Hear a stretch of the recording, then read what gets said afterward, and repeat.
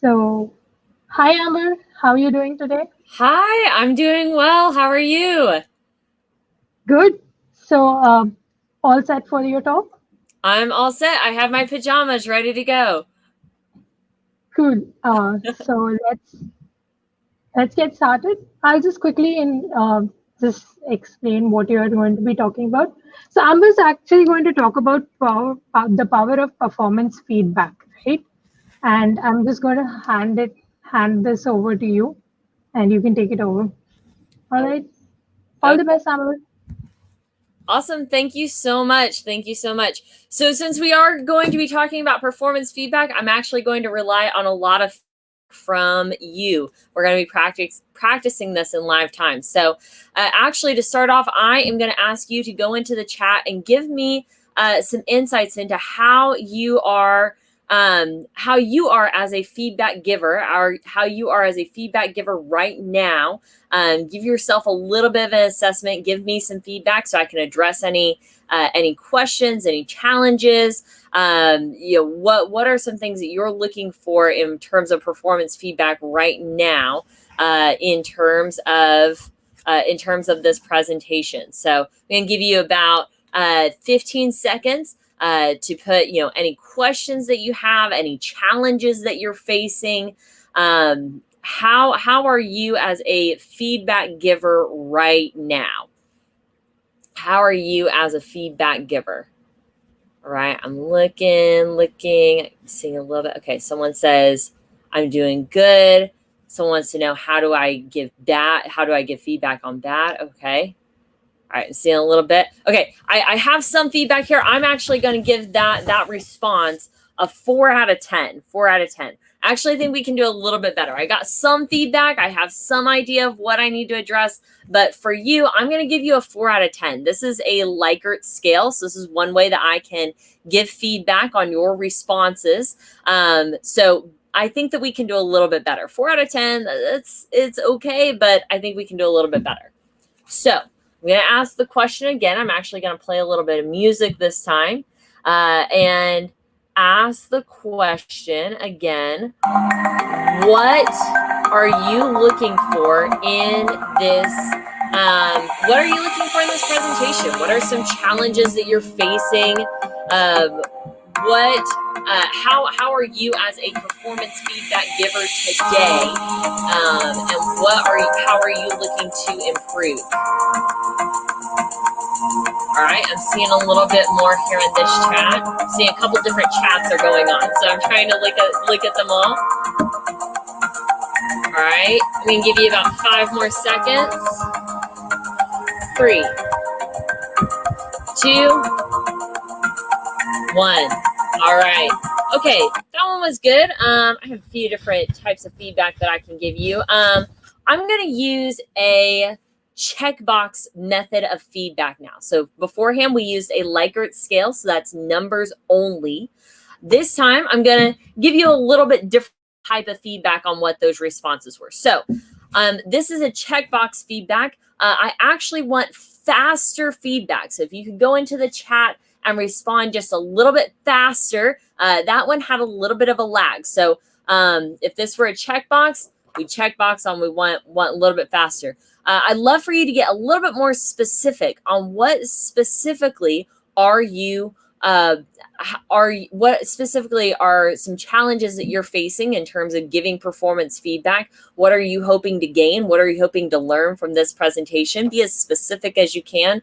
And I'm looking for a specific quantity as well. So beforehand, we use checkbox. This time I'm going to give you a different type of feedback. This is checkbox feedback. So I'm going to give you a chance to improve the feedback that you are giving me, the responses that you're giving me in terms of how you are doing with feedback in general. So I'm going to give you another chance. I'm going to put the clock back on for about 15 more seconds. Turn my music back on. Getting a little bit more, okay.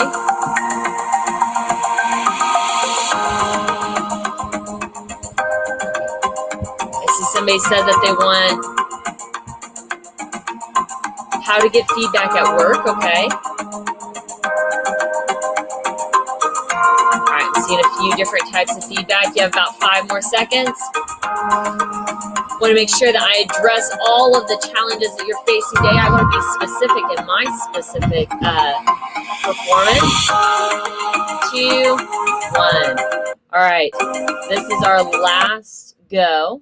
I'm going to give you, this time, actually, I'm going to give you a 7 out of 10. That was more information, so that was good. I'm going to give you passing, a 7 out of 10. This time, instead of using checkbox, I'm going to get a little bit more specific so that I can get strategic in improving my performance. And so you can be strategic in improving your performance in giving these responses. So we got a 7 out of 10 last time on using the chat. This time I'm only going to give you 10 seconds. Last time I gave you 20. Only 10 seconds. I want you to give me some responses on some challenges and what you're looking to learn from in improving your performance feedback within your work teams specifically. And last time I told you quantity. Quantity can be kind of a vague word, right? That was some vague feedback that I gave you. This time I'm going to be even more specific. I only want 3 words, all right? Not more, not less. These are industry standards. We have some regulations. So I'm going to give you 10 seconds. Explain to me some challenges that you're facing at work. In 3 simple words, okay? We're about 5 minutes into this presentation. This is our last chance to see if we can improve. Ready, set, go. 10 seconds. 9, 8,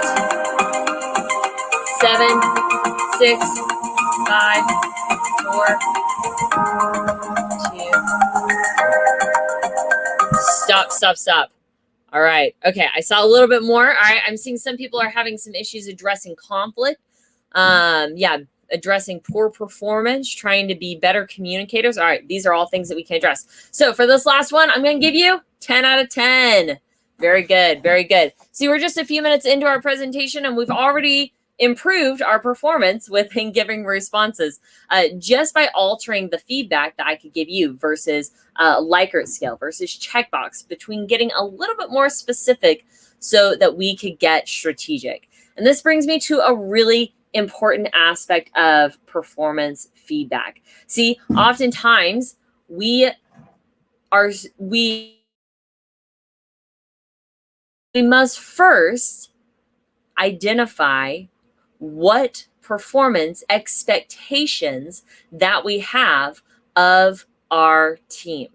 What are the expectations that we have of our team, and why do we have those expectations? So in order to create an environment for great performance feedback, we must first identify 2 things. What expectations do we have of our team? What performance expectations do we have of our team? And why do we have those expectations? What expectations do we have, and why do we have them? I know it sounds super simple, but actually what we do with the Pathways group and what I encourage you to do within your team is to actually sit down and spend a couple of minutes identifying what expectations you have. This could be, what are the expectations for answering emails in a timely manner, for showing up to meetings, whenever you're writing code, whenever you see code being written poorly. What are your expectations for confronting tension and for confronting conflict? This goes as large as the logistical standpoints of, okay, how are we operating as a team? It could be performance of the actual code that you're writing. It could be performance within you in your organization. Performance expectations can take on a variety of different methods. And oftentimes we might have expectations of our team members, but we don't necessarily communicate them. Well, uncommunicated performance expectations are doomed to be unmet performance expectations.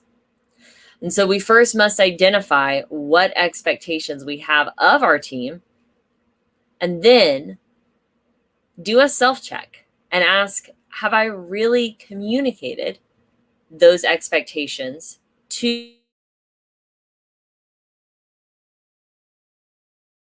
turn the tables around and ask the question in reverse? What expectations do my team members have of me? And am I meeting those expectations as well? Are there self-imposed expectations that I assume that the team wants me to do that it's really just something that I am expecting of myself? And having these honest conversations within your team and within your group lays a really powerful foundation for great performance within your team. It provides clarity of what we're doing and why we're doing it, and then providing opportunities for ownership within the how. Within teams and organizations, complexity can jade clarity. And so by clarifying expectations first, it creates an environment for better performance within our teams. Now, clarifying expectations and communicating expectations, that's really important, but at the end of the day, expectations still sometimes can go unmet, right? And so how do we actually address those situations whenever they naturally occur? Whenever we encounter teams and whenever I work within a new team, I encourage you to engage in proactive conversations. Now, proactive conversations is a quick 5-minute tool that I use whenever I come into a new team, whenever I am engaging with a new client, or whenever I'm working with my team on a new project. And see, a proactive conversation goes a little something like this. At some point in this project, I'm going to fail you. At some point in this working relationship, there is going to be conflict. There's going to be heat. There's going to be tension. And so while the emotions are low, let us proactively discuss how we are going to handle that situation whenever it inevitably arises. And this does a couple really powerful things. First, it normalizes tension. It normalizes some conflict within teams. Sometimes team members are hesitant to bring up unmet performance expectations because they don't want to admit that the tension is still there. They don't want to admit that there is heat within the working relationship. But by having a proactive conversation, you're saying not only does conflict happen within teams, we're actually expecting it to happen. The second thing that a proactive conversation does is it actually sets a game plan and it lays out a script for what will happen, what you can expect will happen whenever those conversations do arise. Many times people are hesitant to bring up different types of tension and conflict within teams because there's a bit of ambiguity on how that conversation is going to be taken. But with a proactive conversation, you can clearly lay out what you can expect whenever unmet performance expectations arise. So, you want to have proactive conversations. Now, proactive conversations also help us to overcome one of the greatest barriers to great performance feedback, and that is the fundamental attribution error. Now, the fundamental attribution error is the idea that too oftentimes we judge other people by their behavior. So we judge other people simply by their performance while we judge ourselves by our intention. Surely we see this whenever we are writing code, whenever we're developing new products, whenever we are working on a problem, we might see the end behavior. But within ourselves, we see the intention. I was actually working with a team a couple of months ago, and there was a team member that was oftentimes seen as abrupt, seen as abrasive. Some even said malicious. And so we kept in mind the fundamental attribution error. And so I went up to the team member and I asked, what is your intention whenever you are speaking in meetings? And the team member was intending to be passionate, intending to be persuasive. And so, by being mindful of the fundamental attribution error and instead asking the question, what is your intention? We actually discovered a knowledge gap between intended behavior and perceived behavior or actual behavior. And so we were able to approach the conversation from more of a coaching angle to bring the two closer together. And so by simply rephrasing that question of what is your intention, we were able to enter into the conversation from more of a coaching relationship to partner with the individual to improve behavior as a whole. Now, whether it's having a proactive conversation or addressing unmet performance expectations, in any case, it's important that we get specific so that we can get strategic. In a former life, I was a football coach for a major sports, for a major football academy. And whenever I was coaching sports, I actually found that there were three major purposes to performance feedback to improve our performance. And in all three cases, it's important for us to get specific, to get strategic. See, the first purpose of performance feedback is to encourage great performance. We want to encourage great performance. I recall as a football coach, I would hear other coaches and hear team members enthusiastically say, "Great job, you're doing awesome, keep up the good work, well done." And while this may sound really great, the player walks away feeling really good about themselves, but not exactly knowing what behavior, what specific performance we want to encourage. What specific performance do we want repeated? And so I encouraged our coaches, encouraged the other players to get very specific so that we could get strategic in improving performance. So rather than saying good job, I want you to go a step further and say good job at making clear passes. Right, so that's what we did in football. Is we said one step further, say good job at this specific behavior. And this way we're getting specific so that we can get strategic to improve on a later, improve for the future. On the other end of the spectrum, the next purpose of performance feedback is to correct undesired behavior. So this is on the other end of the spectrum. Also, whenever I was coaching football, I would have a young lad that loved to come into the locker room whenever we were losing a football match. And he would say, "Guys, I know exactly what we need to do to win the game. We just need to play better." And while the player was technically correct, it wasn't specific enough that we could do anything really with those words.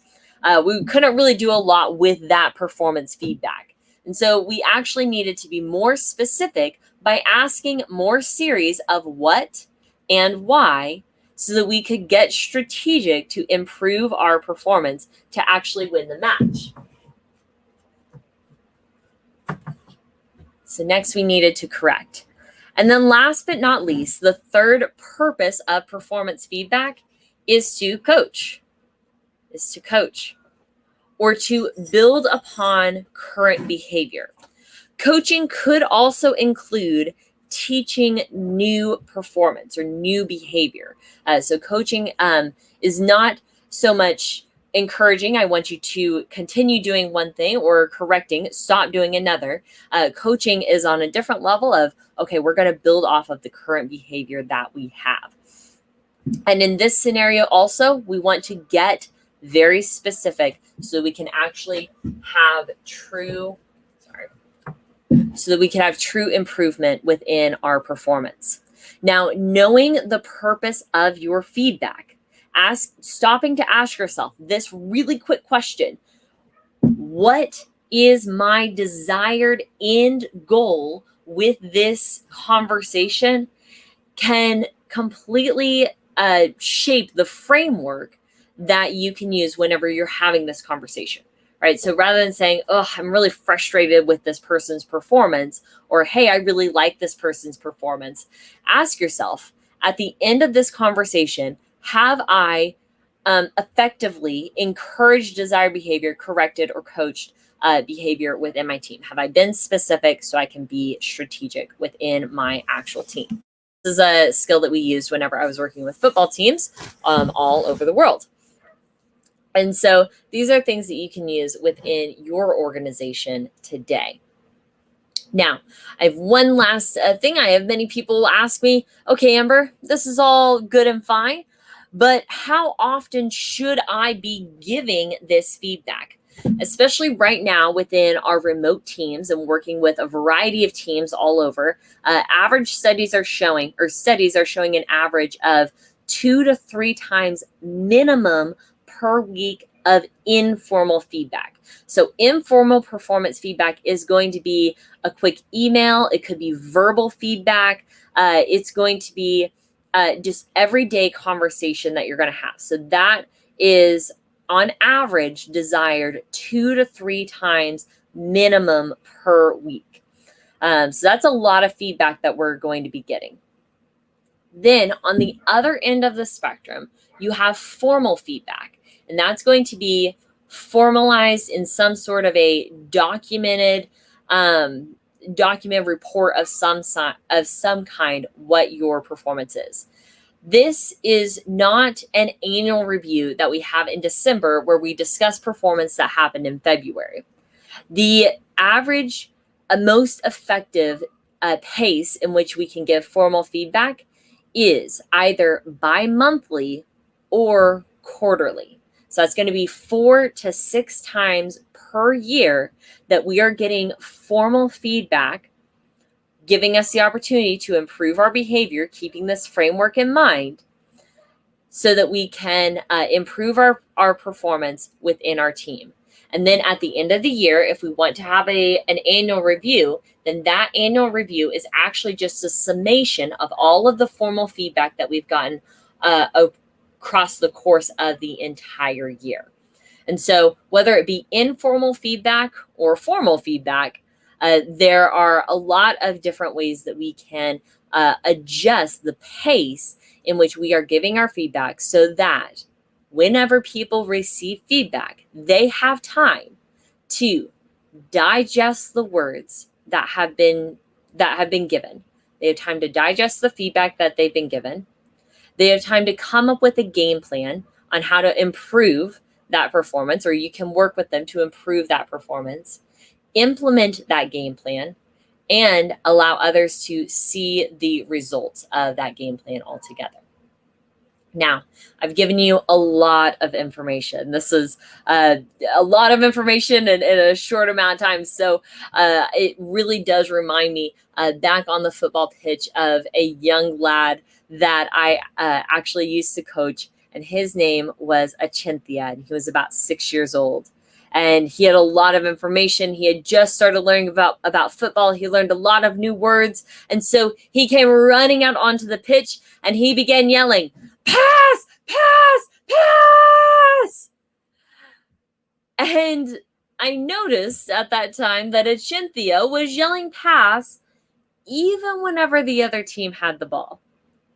And he was yelling pass whenever he was miles away from the action. And he was yelling pass even whenever he had the ball. So he was running with the ball going, pass, pass, pass. And so I looked at Achinthia and I said, Achinthia, why are you yelling pass? And he looked up at me and he said, Miss Ammerman, I do not know what it means. I only know it is a football word. And it can be easy to hear a lot of these different words that we've talked about today and say proactive conversation, fundamental attribution error, get specific to get strategic, encourage, correct. because we know that these can score really big goals. But if we're in the wrong position, then it can actually be detrimental to our overall communication within the team. But we first take the time to clarify our expectations, communicate performance expectations within our team, have proactive conversations, and then be very specific so that we can get strategic to encourage, correct, and coach performance within our teams. Then we'll be in a position to yell pass, to receive the ball, to move forward, and to score really big goals. Thank you so much for having me today. My name is Amber Vanderburg, and I am here with the Pathways Group. I would love to answer any questions. LinkedIn, YouTube, I'm the only Amber Vanderburg on any social media. So I'd love to connect any way that you can to if you have any questions or anything about performance feedback as well. And with that, yeah, we'll be good to go. Uh-oh, I can see you, but I can't hear you. Sorry. Hey, I think Shivangi forgot to unmute. There you go. Yeah. So it was a wonderful talk. Yeah. And we learned a lot, like you said, right? A lot of words and jargons are regarding performance, but I definitely can relate to the situations you were trying to portray. Just one quick question I had regarding performance feedback, right? I know we say it's very important to give feedback, but usually people are not very good at receiving them. As good as it is to give feedback, you should also be a good receptor. Or what do you do with people who aren't very receptive to feedback, right? Whether it's constructive for them or whether it's formal, informal, right?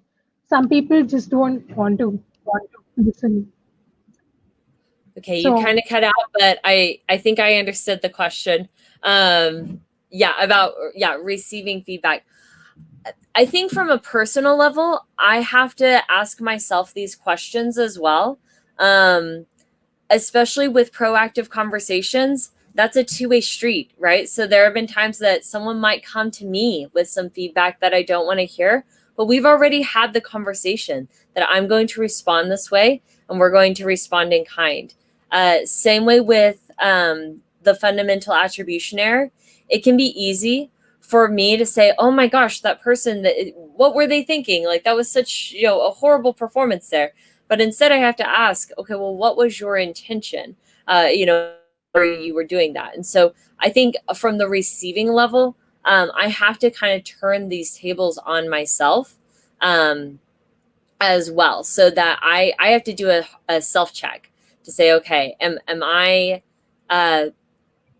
the thing about performance feedback is it's a personal thing, right? This is your personal performance. So it can be extremely easy to want to put defenses up and putting defenses up very, very quickly. So understanding your intent is very huge.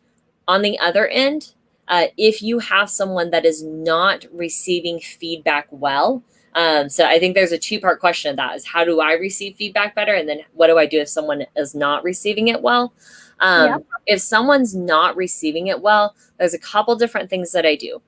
First off, I do ask, what are you trying to do? And rather than enter into the conversation from a reprimanding or managerial, I actually come from more of a partnership of, okay, how can we work together to improve this performance as a whole? And that's a completely different dynamic than stop doing that. So saying, okay, this is not good. We need to stop doing this. Doing things like that it comes off a little bit more reprimanding.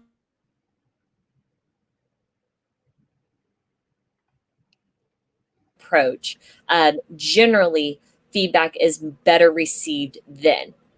I've also had some people say, hey, I think that my performance is great right now. I don't know. I don't see what needs to be improved at this point. What needs to be corrected. And from there, I also changed the dialogue just slightly. This isn't a massive shift. It's actually just a slight pivot and say, okay, what we have is good here. just go ahead and concede that. Okay, let's say if you say this is good, okay, that's fine. What if we made it even a little bit better? And coming at it from a conversation of, hey, can we improve just a little bit more, can actually change that dynamic. And so being very aware of team dynamics and relational dynamics oftentimes massively affects the effectiveness of performance feedback being received, both personally and with other team members as well. Yeah. Thank you, Amber, for the wonderful talk. I think there are a couple of questions for you on YouTube as well. You can check them out and answer them. I think I'll be handing this over to Sangarshnan now for the next talk. Awesome. Sangarshnan, you're up next. Thank you, Amber. Thank you very much.